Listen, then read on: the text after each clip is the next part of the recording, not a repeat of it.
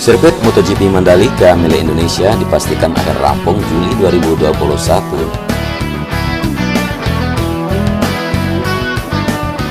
Mandalika Grand Prix Association atau MGPA menargetkan pekerjaan sirkuit Mandalika untuk MotoGP Indonesia dipastikan nantinya akan rampung pada Juli 2021.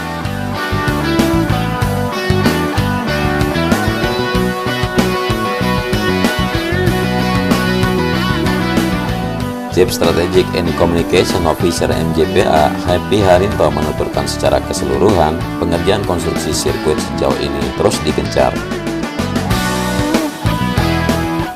Konstruksi mudah-mudahan bulan Juli sudah selesai, kata Happy Harinto pada Senin kemarin. Dengan target penyelesaian seperti itu, Happy mengatakan sirkuit Mandalika tidak memungkinkan untuk menggelar tes pramusim. Kendati begitu, ia menegaskan setiap pembalap akan menjajal lintasan sebelum benar-benar berkompetisi di sirkuit Mandalika, dan ini merupakan bentuk dari persyaratan homologasi yang disyaratkan oleh Federation Internationale de Motorcyclism atau FIM.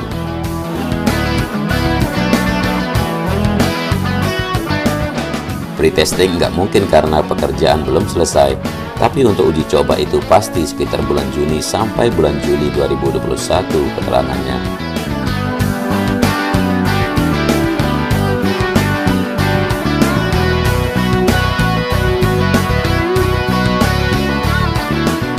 Sebelumnya, Indonesia dengan sirkuit Mandalika resmi masuk ke dalam kalender MotoGP 2021. Pada MotoGP 2021, Indonesia akan bergabung dengan dua negara Asia Tenggara yang lain yang sudah lebih dulu menggelar balapan Grand Prix sepeda motor ini, yakni Malaysia dan Thailand.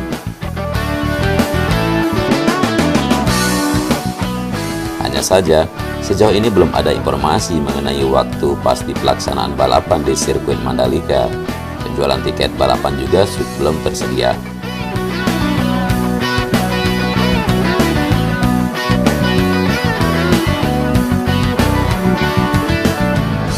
Sirkuit Mandalika yang memiliki panjang 4,31 km dengan 17 tikungan ini diklaim akan menjadi sirkuit jalan raya pertama di dunia.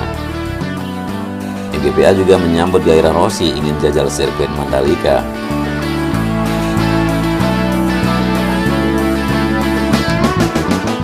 Pelaksanaan MotoGP Indonesia, Mandalika Grand Prix Association MGPA yang positif gairah Valentino Rossi yang ingin menjajal sirkuit MotoGP Mandalika pada 2021.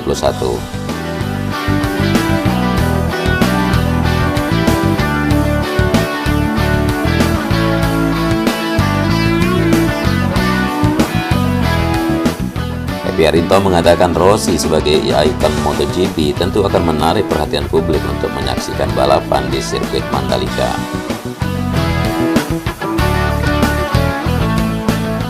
Bagus sekali kalau Valentino Rossi bisa line up di Mandalika dan ikut balapan di 2021, dan itu sangat bagus sekali.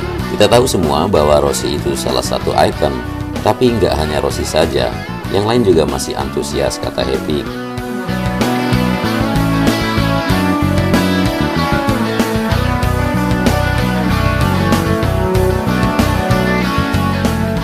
Happy menuturkan gairah Rossi untuk menjajal sirkuit Mandalika tidak lepas dari keunikan sirkuit dan keindahan bentang alam Lombok Tengah, Nusa Tenggara Barat.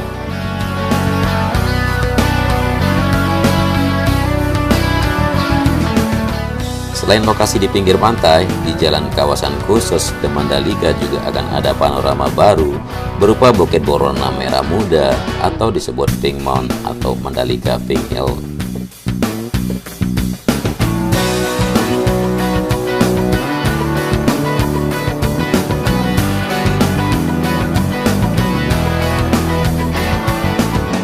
Sirkuit ini memang akan menjadi sirkuit jalan raya yang pertama di dunia, yang artinya sirkuit yang memang kalau nggak dipakai balapan bisa dipakai buat jalanan.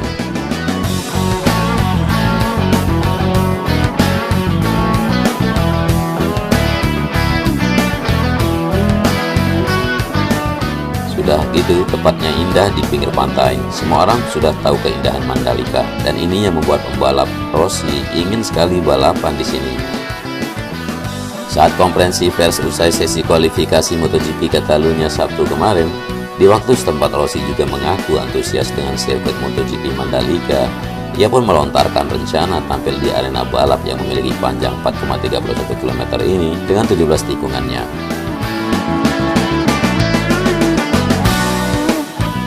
Pembalap veteran asal Italia ini mengungkapkan sudah melihat sebagian kecil dari desain sirkuit MotoGP Mandalika, dan The Doctor menilai terdapat desain trek yang menarik di sisi sirkuit tersebut. Saya senang akan ada di sana, trek akan menarik, baru dari nol dan lihat gambarnya sedikit, dekat dengan laut. Suatu proyek baru dan saya berharap untuk datang. Ini ujar Rossi.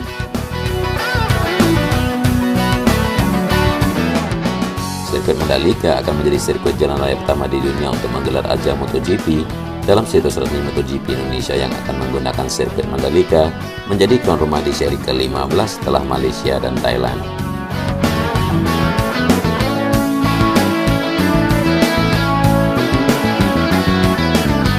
Di sisi lain, BNPB membangun sistem peringatan dini tsunami di kawasan Mandalika.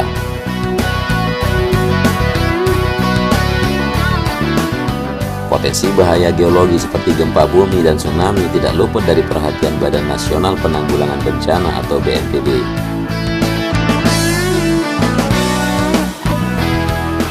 BNPB menargetkan pemasangan sistem peringatan dini tsunami di kawasan Mandalika di Lombok Tengah tuntas pada Desember mendatang.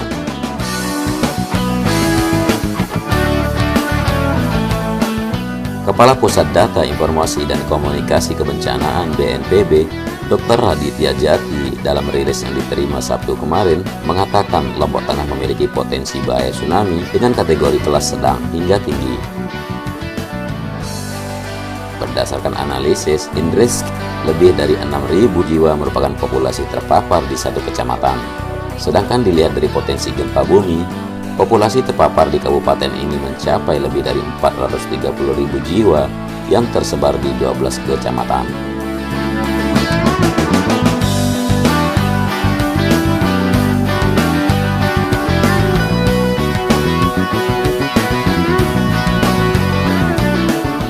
Raditya Jati menjelaskan pemasangan sistem peringatan dini tsunami ini merupakan usulan yang diajukan dari Badan Penanggulangan Bencana Daerah atau BPBD Kabupaten Lombok Tengah kepada BNPB.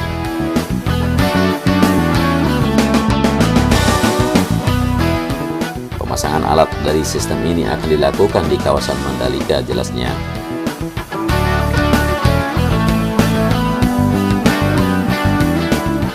Dalam implementasi sistem tersebut, BNPB bekerja sama dengan Universitas Mataram atau UNRAM. Kerjasama antara kedua belah pihak pun telah dilakukan setelah ditandatanganinya Perjanjian Kerjasama atau PKS pada Kamis 17 September 2020 lalu.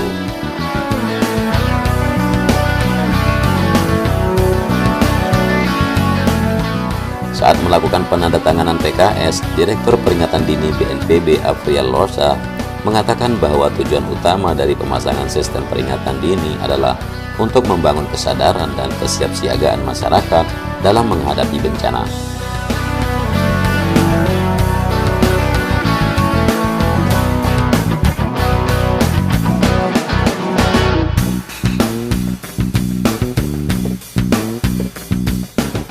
Selain itu, pemasangan instrumentasi peringatan dini bencana ini dapat menstimulus pemerintah daerah agar terpacu untuk memenuhi kebutuhan instrumentasi peringatan dini di wilayahnya dengan menggunakan anggaran sendiri, sehingga kerugian jiwa, harta, dan benda dapat dihindari maupun dikurangi.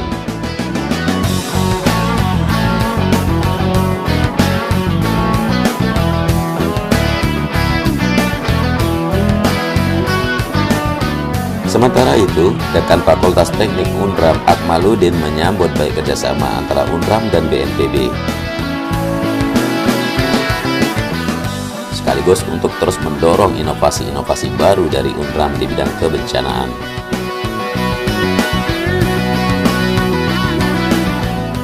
Pihaknya menyampaikan bahwa Unra berkomitmen untuk terus mengawal operasional sistem yang akan dipasang ini dan terus mengembangkan inovasi-inovasi baru untuk menjawab tantangan ke depan.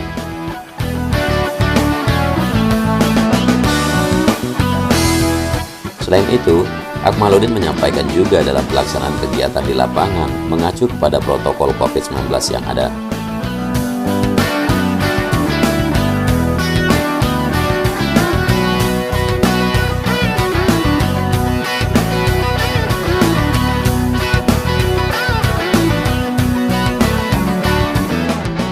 Implementasi pemasangan sistem peringatan dini tsunami mengacu pada SNI 8840/1/2/2019 tentang sistem peringatan dini bencana Draft ISO di 22328/2 dan juga RSNI peringatan dini tsunami yang pada saat ini masih dalam pembahasan yang meliputi 5 komponen, yaitu pengetahuan risiko, diseminasi dan komunikasi risiko, pemantauan dan diseminasi peringatan dini, kemampuan respons, serta komitmen keberkelanjutan sistem peringatan dini.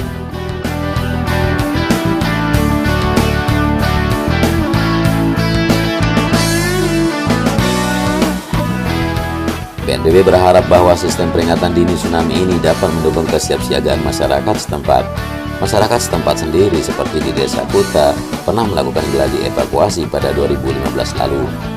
Pada 2018 lalu, sebanyak 3 desa di Kabupaten Lombok Tengah yang berstatus sebagai desa tangguh bencana atau Destana, seperti Desa Karangsideman, Aibere, dan Kuta.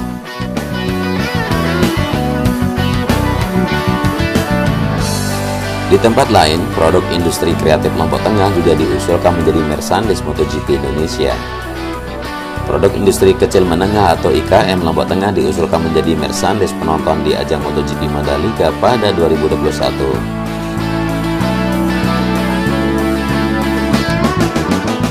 PLT Kadis Pariwisata Lombok Tengah Nasrun mengatakan hal itu telah diusulkan kepada penyelenggara Mandalika Grand Prix Association atau MGPA.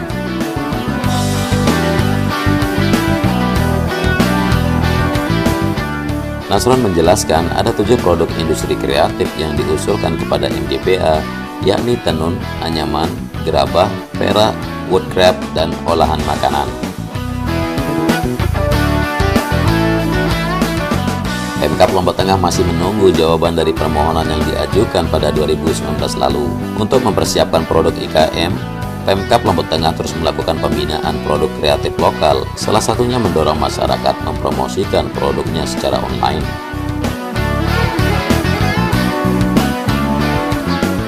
Menanggapi hal itu, Ketua Asosiasi Tenun Lombok Tengah Satriadi mengatakan pihaknya siap memproduksi tenun untuk dijadikan merchandise bagi penonton MotoGP Indonesia.